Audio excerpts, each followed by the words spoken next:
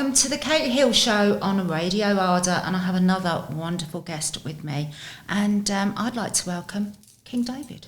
Hey, thanks for having me. So we've known each other a little while, and you always come across to me as somebody that has such a nice energy about them. Thank you so much. So I thought we would actually talk about spirituality. Spirituality. Okay, sounds good. I mean, it's spirituality instead of religion, right? Yeah. I don't like the term religion. Do you? Yeah, it kind of throws you off. It's like isolating. Yeah, so we don't want to be isolated. Spirituality speaks more to the soul of the universe. I totally agree. So, like I said to you, you've always come across that you've got really nice energies. And, you know, maybe there's some people that are kind of tuning in and thinking, what is she talking about? But we are energetic beings, aren't we? Right. I'll let you explain a little bit about that. Well, it's basically that instead of identifying with the body, you identify with the spirit or the energy of being, right? And everybody has an energy of being within themselves. So if you're operating from the energy of being, everybody's sharing that same energy, then we're all working in one accord. But what happens is people don't identify with the energy. They identify more so with their body. And from that standpoint, you kind of like isolate it. And that's, in my opinion, the reason why we have such conflict in the world, is that we don't see each other as the same. We see each other as different. And once you see something that's different than yourself, it's okay to step on it or marginalize it or take advantage of it because it's not part of you. Yeah, no, I totally agree with that. I think, you know, it is about time that we realise that we all come from the same. We all, you know, space dust, whatever you want to think of yourself, you know, because I think that way it actually unites people rather than, you know, because what's that saying, you know, united we stand, divided we fall. Right. And I think that is part of the programming that is going on at the moment. Absolutely. I mean, the programming, I would say the programming goes back thousands of years. And then, you know, and by steps, they gradually took away the understanding that the spirit of the energy of the universe is within. And then now they convince us that the spirit and the energy of God, or whatever you want to call it, if that's what you want to call it, is outside of us. So if God is outside of us, then that means we need God outside of us to fix us. We need something outside of us to tell us where we need to go, or what we need to be doing with life, when actually it comes from within. So whenever something comes to you, you should identify whether it works for you from within yourself, and then you move forward. But we don't have that step, and I think, again, that's part of the issue in the world, is that we don't see ourselves as part of the universe. Yeah, and don't you think as well that I think part of this, as we've said, programming, I think the whole materialism, again, is to make us look at the external, and it's always, you know, okay, so we want the car. Once we've got the car, there's something else that we want, and it's always, you know, never about being happy within ourselves. Absolutely. And I don't know what you think, but my beliefs are, if we look more inside ourselves and are happy with ourselves, then there is not going to be so much mental health problems, dissatisfaction in the world, and I think people are generally going to come together and feel more at one. Absolutely, I agree with that. Back maybe 2,000 or 3,000 years ago in Egypt, their concept of the mind was within the heart. Yeah. So whenever something comes your way, you view it and you move according to what your heart says. Now, back to what we were saying earlier, is how, since we identify with the body, we're identifying with the physicalness. And so it's a physical thought process that's not really in line with the universe. So we think we're really smart, but we're really not really that smart, because we don't have the understanding of how big, how wonderful our own hearts really are. Have you, or, you know, does it resonate with you when I've read a lot about ancient cultures that have actually believe that the stomach is more, I I'm not quite sure how to put this, but the stomach is like a brain that, we talk about getting that gut feeling, which is what we should focus on rather than the logical thinking, because I think our mind can play tricks. Man, it's so many levels to what you just mentioned. That has to be broken down. Okay, so where do we start? You were saying that the stomach is it has an energy about it, right? The concept for me is the chakra system, if you're familiar. Yes. And the chakra system is our energy vortexes in the body, and it's 7 energy vortexes throughout the body, and the stomach meridian is the second energy vortex. So what happens is the energy manifests in each one of these chakras in a certain way. So your first chakra, which is your earth chakra, is your sacred, or your sacral chakra is the name of it, and that works with the body and physical and things of feeling secure, feeling confident within your body. And the next chakra you're speaking of is the stomach chakra, which is the sex chakra, which works like energy or like water, and is an emotional type of feeling. And then after that comes the third chakra, which is the solar chakra, which is fire, which is energy, which is drive. And then the fourth chakra is the heart chakra, which is air again, which is air, green, love, all Positioned that. where the heart is, yeah. Positioned where the heart is. It's 3 more chakras that I'm not really going to go into because I feel like I'm rambling. But long story short, is what happens is, since we don't identify with the spirit of the body, the spirit of the universe, our energies are caught in the lower chakras. Yes. They're caught in the emotional chakras. So what happens is, even though we think we're coming from a mental standpoint or a physical standpoint, we're really caught in an emotional energy, emotional place, and that's the reason why we can't move forward, because our energy is caught within our stomachs. Does that make sense? Yeah. Does that correspond to the Kundalini energy? Absolutely. Yeah? Absolutely. Again, I didn't want to just jump around and be so confusing, but the Kundalini energy is like a sleeping serpent, they say, right. which is at the base chakra. Right. And to reach enlightenment, that snake, the Kundalini energy has to rise to the crown chakra. Right, yeah? right. And this is a lot of information. You can find this in Eastern type of religions. And what happens is, again, they've taken our understanding away from energy approach to a so-called theological and religious approach. So as long as we're looking for God outside of us, we're not dealing with the energies that resonate then. Have you heard though that we actually have 12 chakras?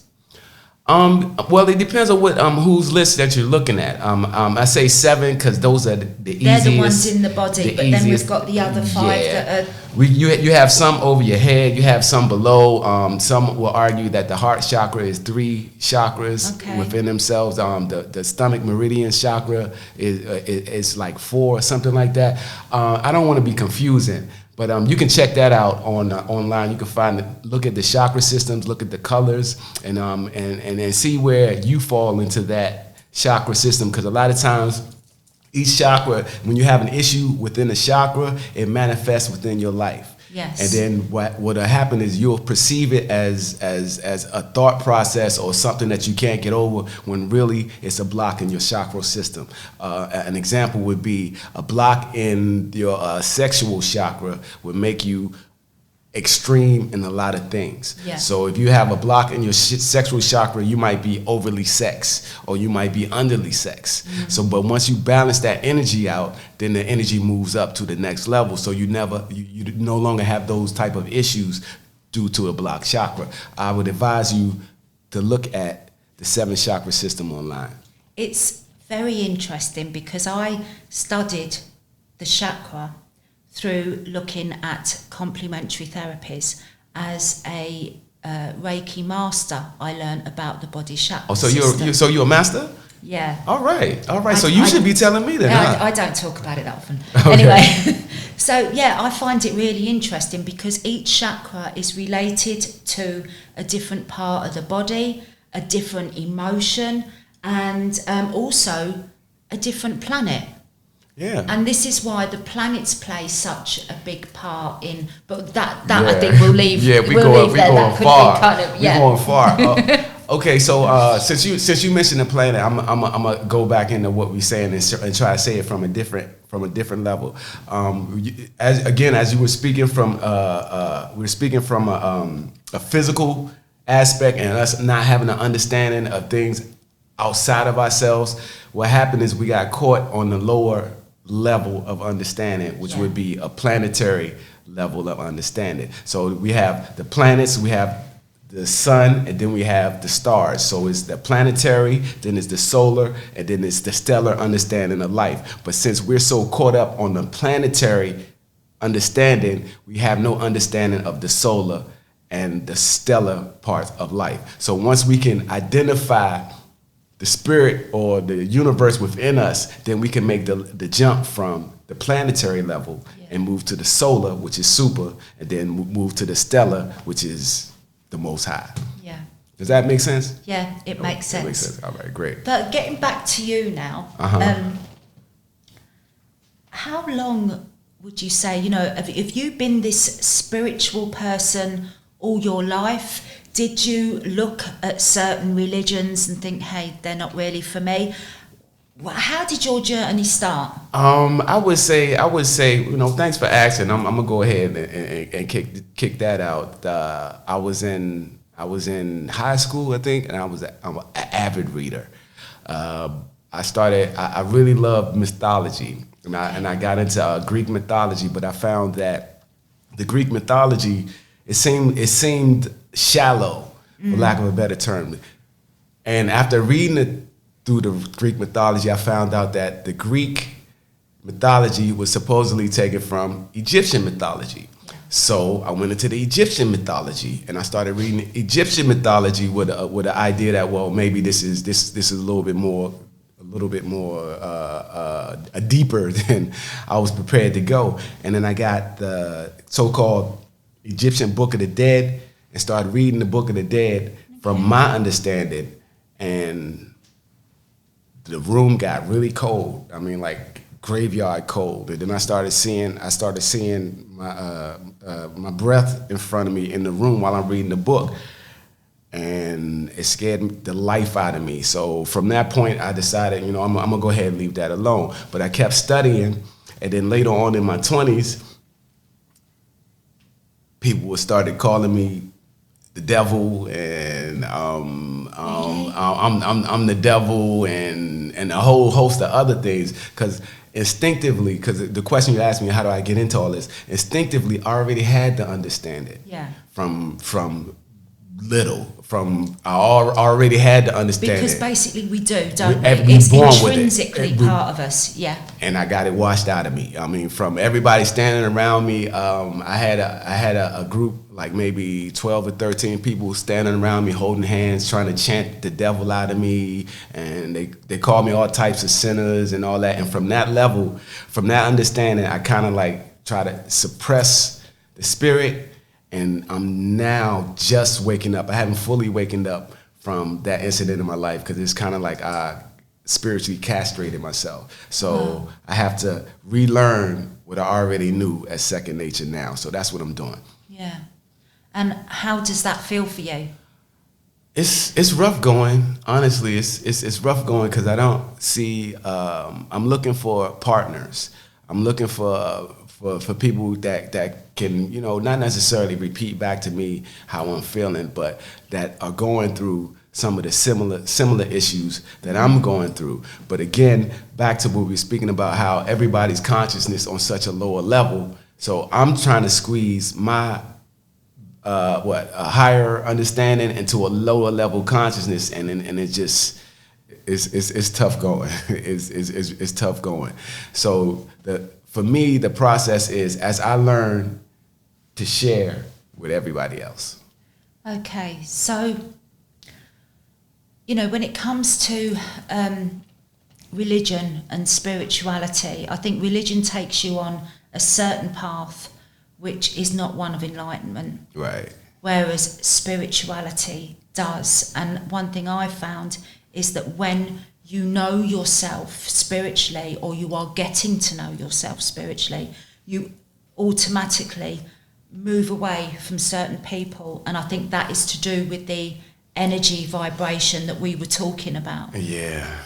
I mean, which can be tough at times. It's extremely difficult living in a material world and not being material. And I think a lot of religions, they touch on this, but they always give it their religious spin on it. I live in the world, but I'm not of this world. I mean, that's what they would say. Okay, then, well, if you live in the world and you're not of the world, what about the person next to you?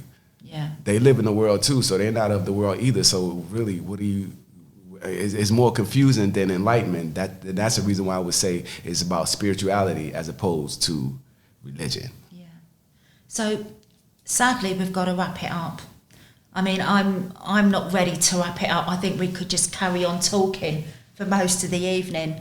But for anybody out there that has what they feel may be an awakening, wants to know more about spiritual aspects, what would you say to them? I would say first off is trust the process, trust yourself, write your dreams down. Make sure you write your dreams down, because they're your personal touch or your personal book with the universe. And a lot of what I would say to you, you might not appreciate. But when you write it with your own hand, then it resonates. Then it's speaking truly from your heart. So, thank you so much for that. And I would say that everybody's journey is their own, isn't it? Right. But I think we need to get you back in. Thank you so much. That just went so quickly, didn't it? I think we could carry on. Well, thank you again. Tune in every Tuesday, 6 p.m.